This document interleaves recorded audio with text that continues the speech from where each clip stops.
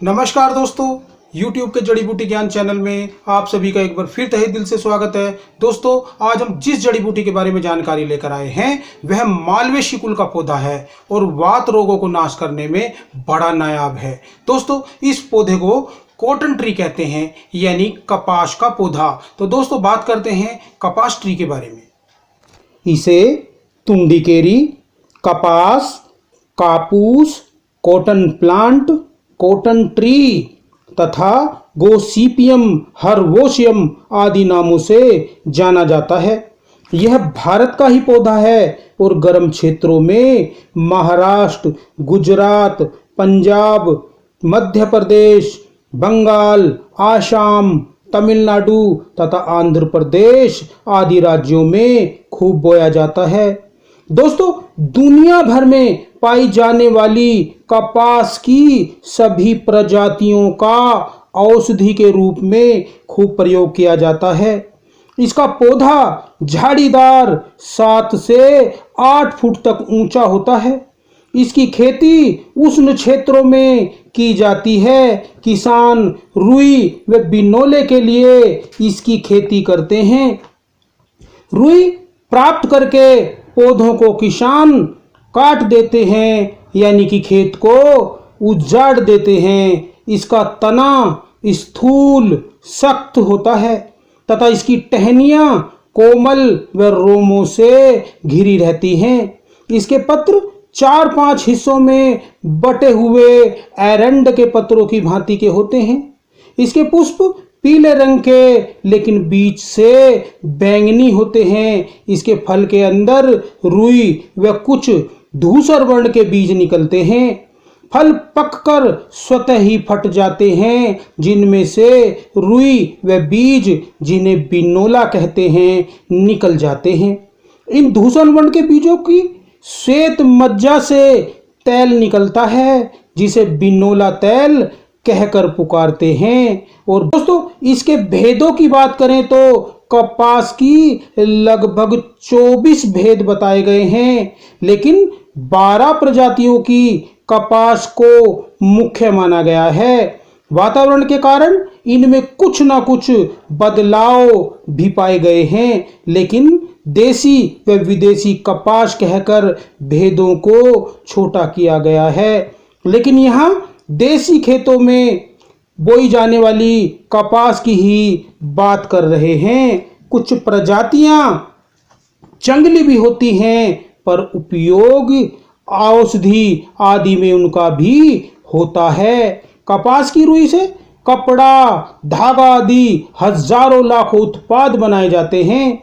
चलो दोस्तों, अब बात करते हैं कपास के गुण धर्मों, विपाक, दोषकर्म आदि के बारे में। कपास की जड़ कटु कषाय रस युक्त कपास के बीजों में मधुर रस होता है। गुणों की बात करें तो कपास की जो जड़ है वो लघु तीक्ष्ण गुण वाली तथा बीज स्निग्ध गुण वाले होते हैं। कपास उष्ण यानी गर्म प्रकृति का होता है और कपास की जो जड़ का जो विपाक है वो कटु तथा कपास बीजों का विपाक मधुर होता है।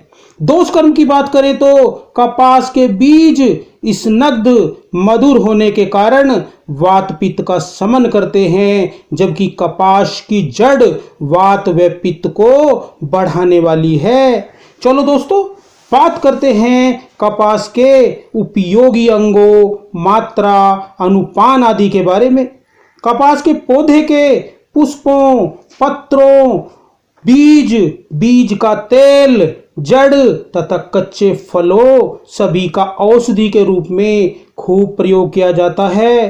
दोस्तों, मात्रा की बात करें तो कपास की जड़ का जो चूर्ण है वो 1 से 2 ग्राम, जड़ की छाल का क्वाथ लेते हैं तो 30 से 60 ml तक, बीजों का चूर्ण लेते हैं तो 2 से 4 ग्राम तक, कच्चे फलों का अगर स्वरस लेते हैं तो 10 से 15 ml तक, पत्रों का चूर्ण लेते हैं तो 1 से 2 ग्राम तक और पत्र स्वरस 4 से 6 ml तक, पुष्पों फलों का चूर्ण लेते हैं तो 4 रत्ती से 1 ग्राम तक, और अगर बिनोला तेल लेते हैं तो 10 से 15 ml तक आयु, बल, प्रकृति, अनुपान, मात्रा आदि का ध्यान में रखते हुए कर सकते हैं।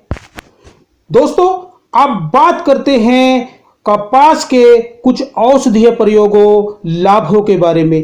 दोस्तों, कपास के बीजों में तेल में शर्करा, प्रोटीन, फास्फोरस, कैल्शियम, आयरन, तांबा, vitamin A, vitamin B, vitamin C, vitamin D तथा विटामिन ई तथा कई प्रकार के गुणकारी अम्ल भी पाए जाते हैं।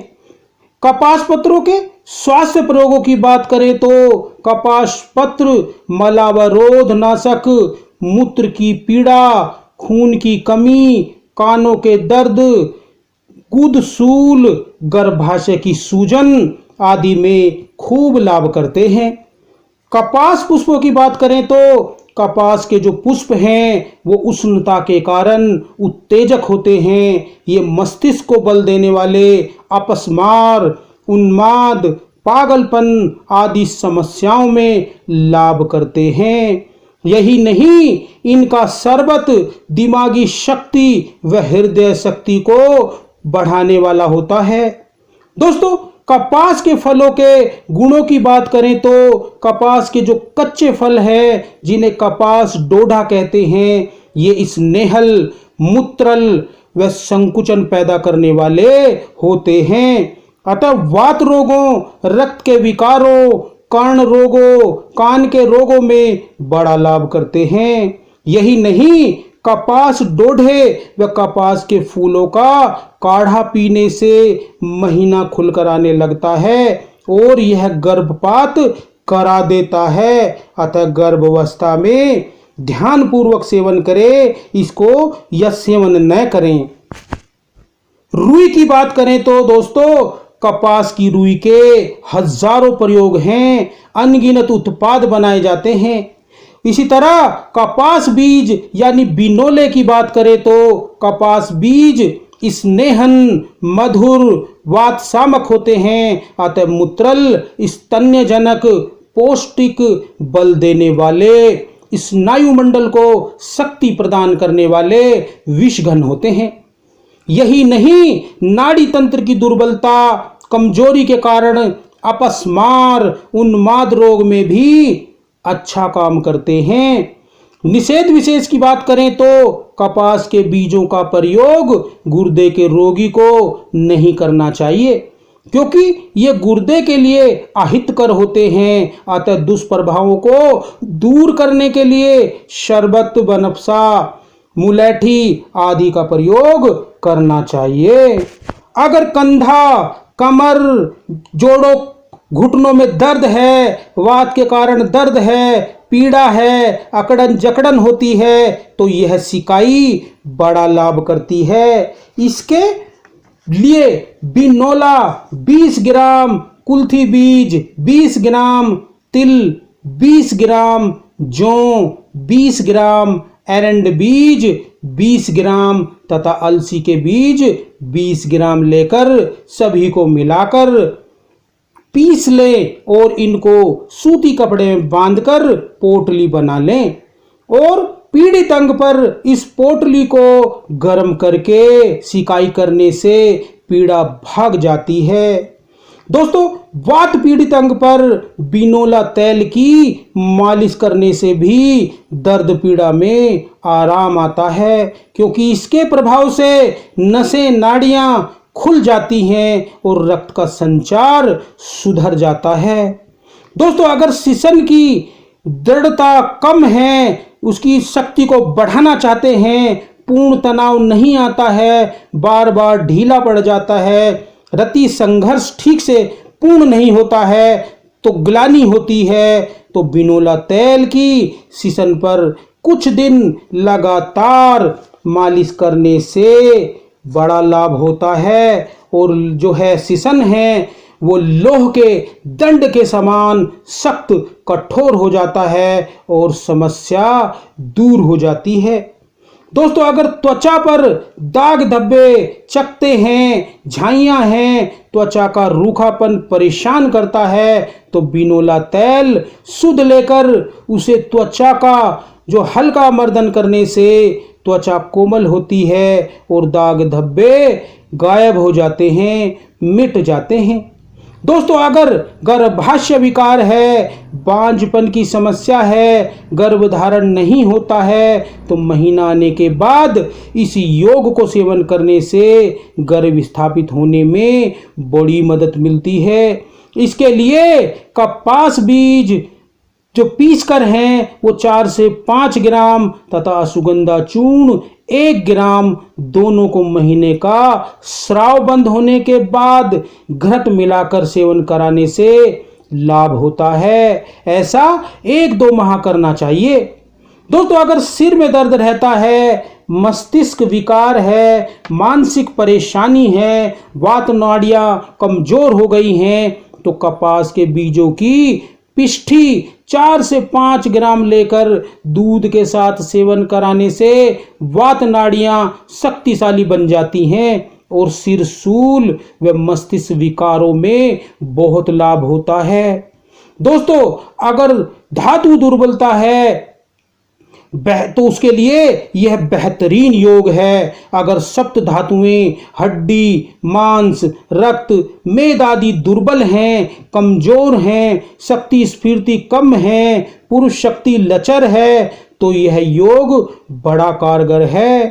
दोस्तों क्योंकि इसके सेवन से घोड़े जैसी फुर्ती व सांड जैसी ताकत मिलती है और इससे खूब संभोग की शक्ति भी बढ़ जाती है।